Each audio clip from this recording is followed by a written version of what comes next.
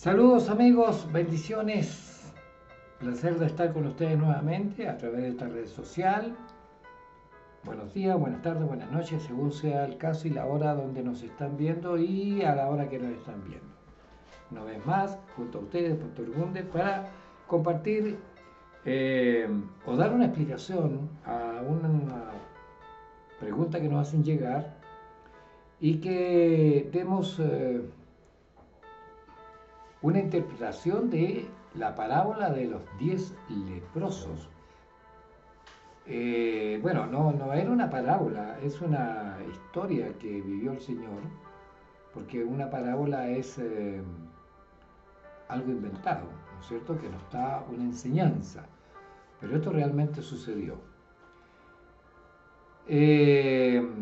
La Biblia habla de los 10 leprosos en Lucas capítulo 17, versículo 11 en adelante. Está en casa, puede leer el capítulo completo para que tenga una mejor visión, ¿no es cierto?, general.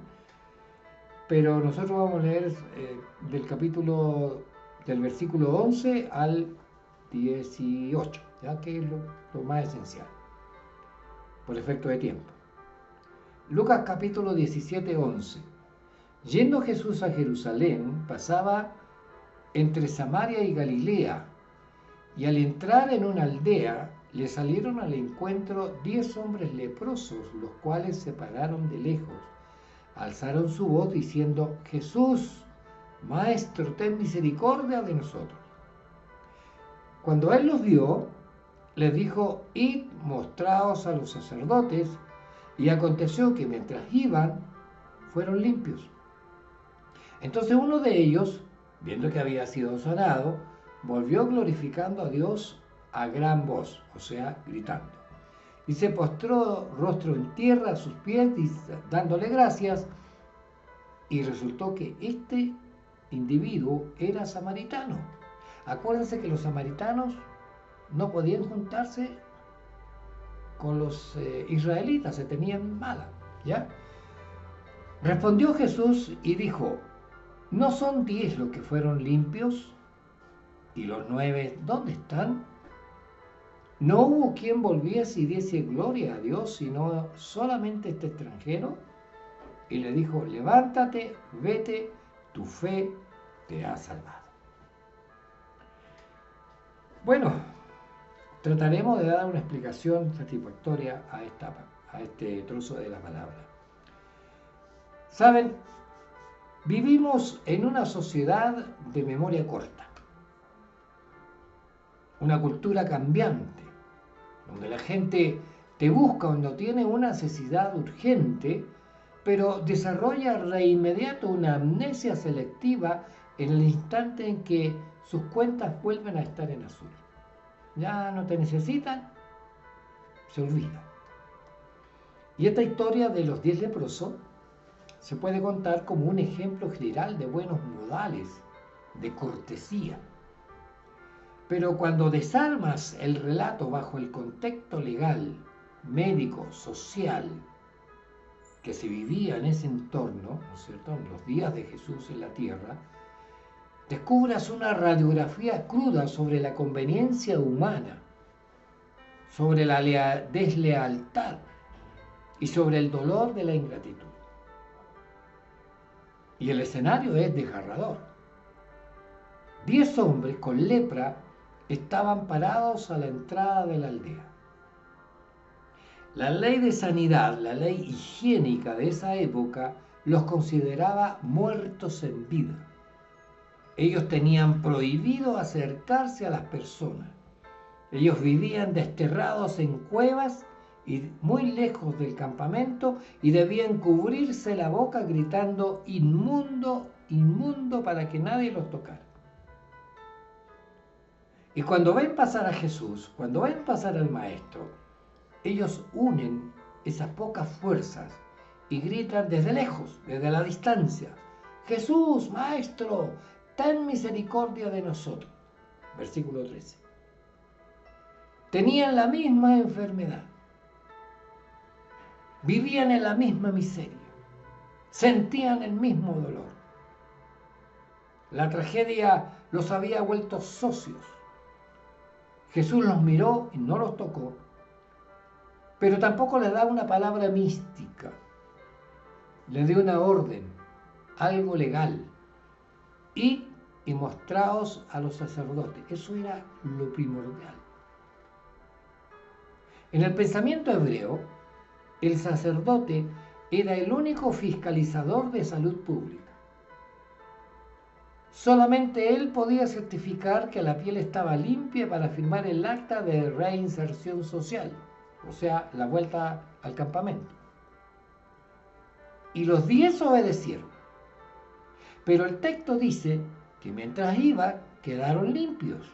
Ahora, imaginémonos la escena. La carne está infectada y por milagro se vuelve a restaurar. Los dedos perdidos brotan de nuevo. La piel gris se vuelve sana. ¿Y qué hicieron? 9 de ellos, al verse sanos y restaurados, aceleraron el paso. No pensaron en el hombre que los había librado de las cuevas de la muerte. Aceleraron el paso. Si quisieron ir, pensaron otra cosa. Pensaron en sus negocios, pensaron en sus casas, pensaron en recuperar los puestos en la sociedad, pensaron en recuperar sus privilegios religiosos, en recuperar su reputación, etc. Y usaron el poder del cielo como un trampolín para recuperar su estatus. Y borran al hacedor del milagro en el segundo en que ya no lo necesitaron. Todavía no llegaban donde el sacerdote, pero se vieron limpios y se olvidaron de Jesús. Fue instantáneo.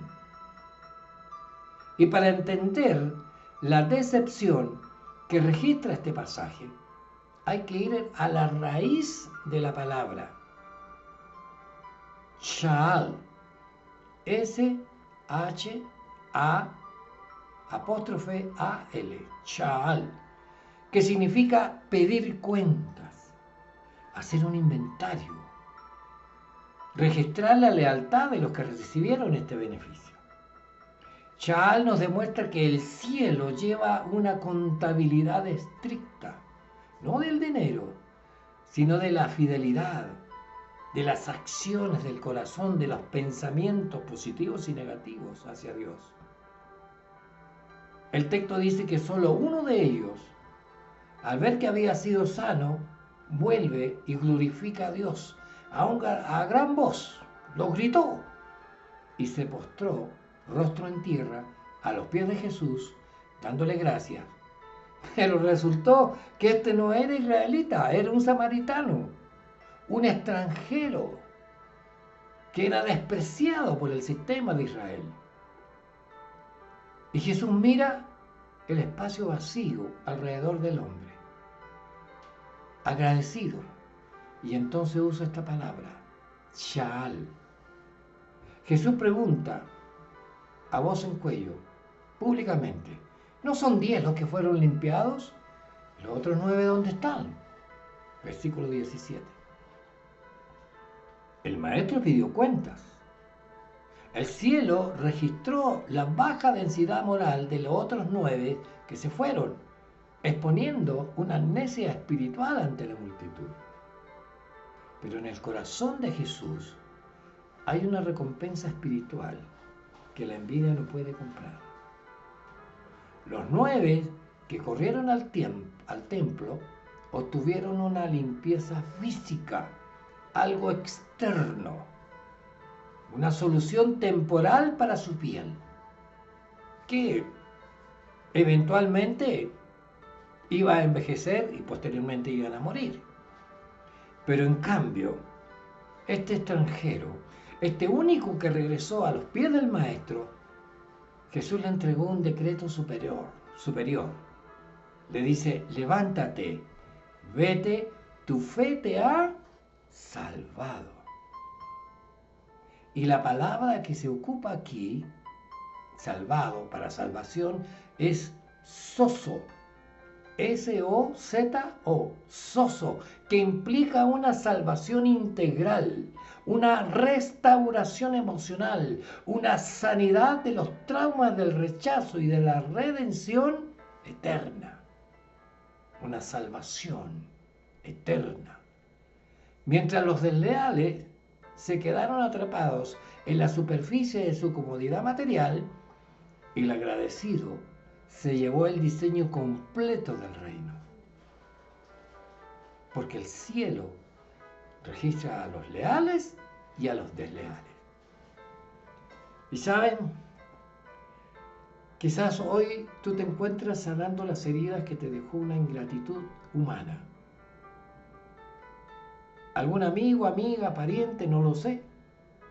Le tendiste la mano a un socio cuando su negocio estaba quebrado. Quizás apoyaste a un amigo en su peor crisis emocional, familiar, económica. O impulsaste a personas que hoy, al verse arriba, actúan como si nunca hubiesen necesitado de ti. Es más, actúan como si nunca te hubieran conocido.